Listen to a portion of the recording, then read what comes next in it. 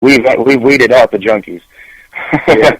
I mean, we've had guys in the band, you know, bass players and other guitar players and keyboard players that have come and gone, you know, that we had tried out, and finally, you know, we decided that we weren't going to add anything else to the band because, I mean, we were just opening a world of shit every time. So, but yeah, everybody kind of stays away from that. You know, me and Thad will have a beer or two after the show before we leave, but nobody gets wasted, man.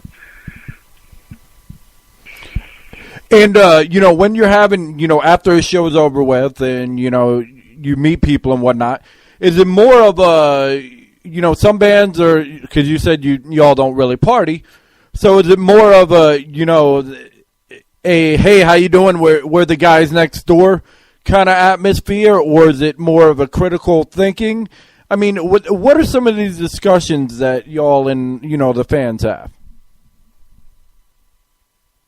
Most of the time it's they're falling over themselves going, holy crap, you guys are awesome. It's not tooting our own horn, it's just a fact, you know. I mean, it's funny, but we sit back and go, what, really?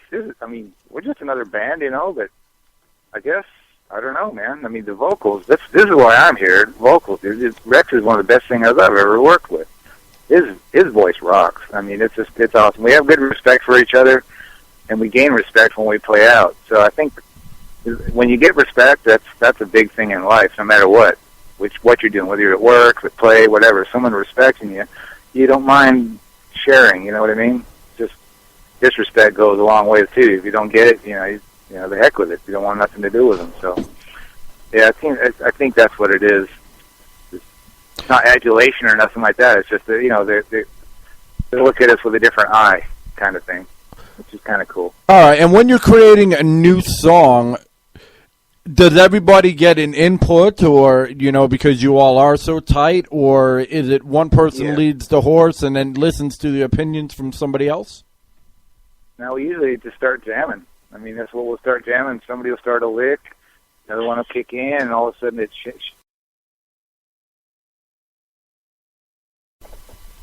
got all the good bits, you know, and stick them together, and before you know it, it's a song. It's funny. And Rex has this uncanny ability to sing anything. I don't care if it's nonsense or whatever, but it's in beat, it's in rhythm, and it's in syncopation, and it works. You know, he can make shit up on the fly.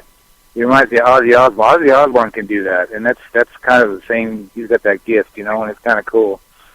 So sometimes we'll just play absolute nonsense, and all of a sudden it's something very cool, you know. But yeah, it's everybody at the same time kind of a thing. Yeah, I totally respect that. Guys like, you know, Corey, you know, Taylor, Aaron Lewis can do things like that too. So yeah, I understand. I mean, that's what got my influence, or my interest. So, I mean, you said you have a show out. You have shows out in Nashville, Chattanooga, Alabama. What territory are you trying to get into next? Really just anything. We're down to play anywhere, pretty much. That's just the thing. It doesn't matter. I mean, a lot of times it costs us, you know, a lot of fucking money, and we don't make anything in return, but we get to go and play for 10 or 15 people, and, you know, the next thing you know, the Reverb Nation is going through the roof. I mean, we've held #1 in Knoxville for over a year. And we're number 20 in the nation in metal. We're number 38 in the world in metal. I mean, and that's all due to people listening, to us going out and making, you know, these fans, making these connections, and then them going home and checking it out and actually, you know, and it counts every time you like something, every time you listen, it counts, you know, and it's adding up, and numbers don't lie, man. All right, and do you all do a lot of autographs for people, or how do Actually, we sign a lot of shit. You know, that's a good question. We sign a lot. I mean, my wife doesn't like it so much, but sometimes I got to sign, you know, some T-shirts. You know, yeah, we sign pretty much everything we sell. I mean, it's almost contagious. Like if you sell something and then one person asks for an autograph, immediately there's a line. You know what I mean? Everybody that's buying merch wants an autograph too. So I mean, it's really pretty cool how it catches on. So yeah, we sign a lot of merchandise. We got pictures, CDs, wristbands, T-shirts, sunglasses. You know, you name it. And do you have any, interesting road stories that you care to share? We got an autograph story. Remember that guy down in Chattanooga, Rex? Here, sign my leg, and he pulled his leg off. Yeah, fake leg. And he had a brand new prosthetic leg, and he walked over to us after we played, and we're all just sitting back in the corner, like half dead, soaked in sweat. This guy's like, "I bet this is the first time this has happened to you." He just pops his leg off, and he's like, "You signed my leg?" And I was like, "Holy shit!" So we passed the guy's leg around the table and signed it for him. That was pretty fucking cool. It was. All right, and what would you say is your, trademark on stage? Like, for instance, I seen this band, Chimera, and the dude actually took the microphone and made himself bleed while he was on stage. Yeah, I mean, I only get hurt when I get into a fight, man. I ain't trying to fucking hurt myself. We just go hard, man. Rob, he talked earlier a little bit how he teaches martial arts. For his age, he can kick anybody's fucking ass, man. He's a small little guy, man, and on stage, he's an animal. I walked back the other day when we were in Nashville. I had to turn around and go back and turn my amp up a little because the little drummer boy is loud as hell. And, man, he was just like a fucking spider. I couldn't even get around that little fellow to go turn my amp on. And I was like, what the hell? And I'm like 240 pounds, man. And Rob's like, 150, 160 pounds? This fucking guy's keeping me from my amp? Yeah. He just got hella stage presence, man. The guy's all over the place doing kicks and shit. Matt's always got his big hair headbanging. Thad doesn't do much, but he rocks the hell out of that bass, man. He puts his attention where it's needed, and he does a great job as far as the music, man. I can't even imagine some of the shit we recorded and I listened to. I can't even believe it sounds like Flea or something playing it, man. It's really, really good. The guy's a phenomenal musician. All right, and about the drummer, does he feel like the big man on campus, or does he look up to you, or what impression are you getting from him, being that he is a younger guy? Well, you'll always have like that wasted aggressive youth kind of thing, but he's 15. He knows everything. Come on now. Yeah, he knows that we've been around, man. That we've taught him a lot of things and opened his eyes to a lot of things, and I think he trusts us. It's not like whether we're right or wrong. He just trusts our intuition. If we tell him, hey man, don't go over there, he just automatically he's starting to kind of understand us, as people, and I think that's cool because I don't even understand myself half the time. I mean, because I don't underestimate, younger people. I mean, I had this girl, her name's Sam Hatmaker. She's 16 years old, or just turned 16, and she's just as good as any freaking country artist out there. I mean, it's crazy. Some of these, young kids are just really phenomenal at what they do. Yeah. I mean, we met Matt, and like I said, this old bass player we had. He's like, I got a drummer for sure, and it was like, man, curse of the drummers. We couldn't find one. Every time we'd find a drummer, like the guy would be in a car accident and break his wrist, or fall off a roof and break his wrist. It's like, what the hell, man? I swear that happened. That really fucking happened. Like both weekends in a row, the two drummers we had lined up broke their wrists. Oh, they knew from Straight Line Stitch. No shit. And one of them was the ex-drummer from Straight Line Stitch they had lined up. But this guy said, hey, I got a drummer coming for sure. And they pulled up in the driveway, and I'm like, all right, the drummer's an older guy. He's got a kid. No, that was Matt.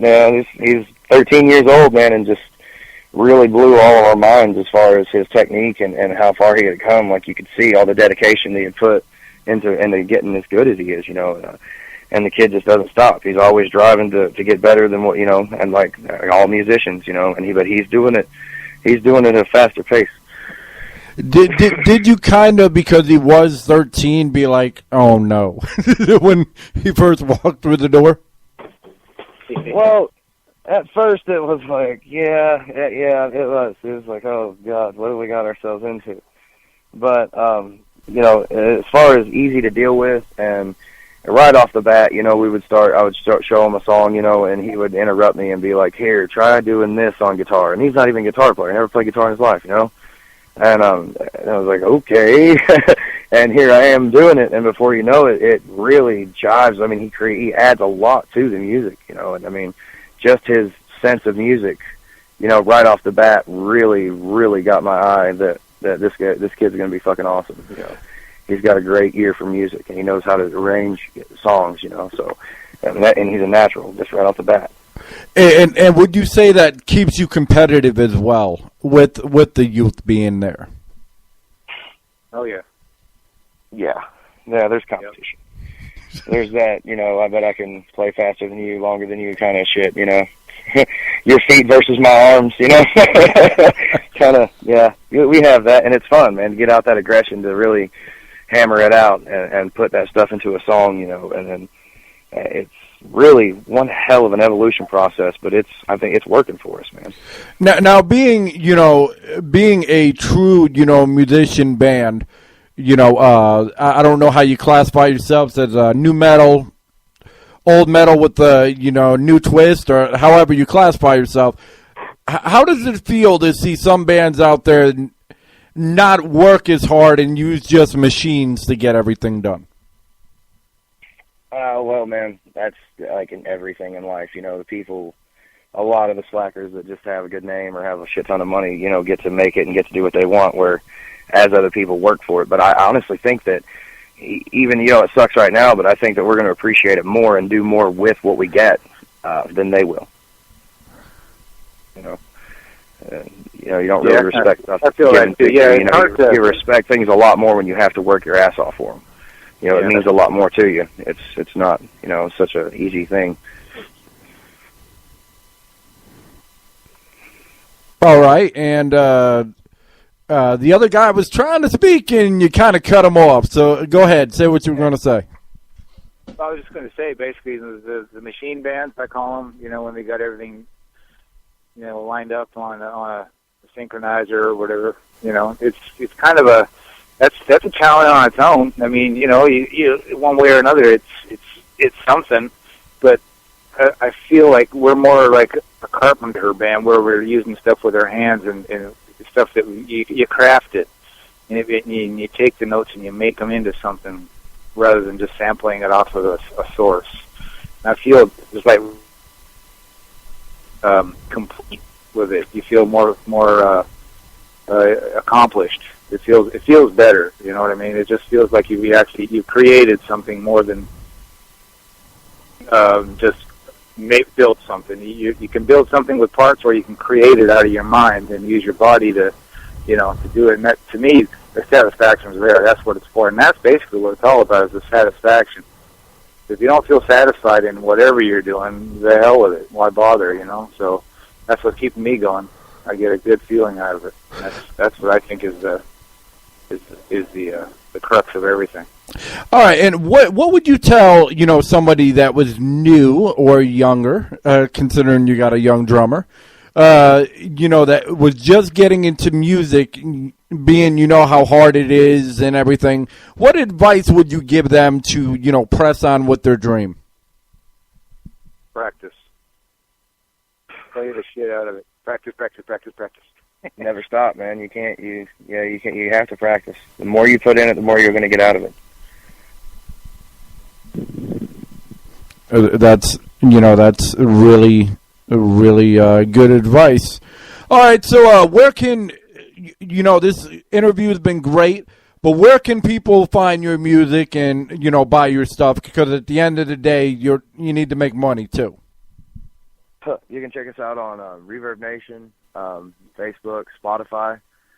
Those are just the three that I got there. But yeah, you can come to shows and buy merch from us directly. That would be even more awesome than buying it off the internet. Yeah, we're getting a website. I don't know if it's quite ready yet, but we are getting a website set up, and it'll have a merch page and everything too.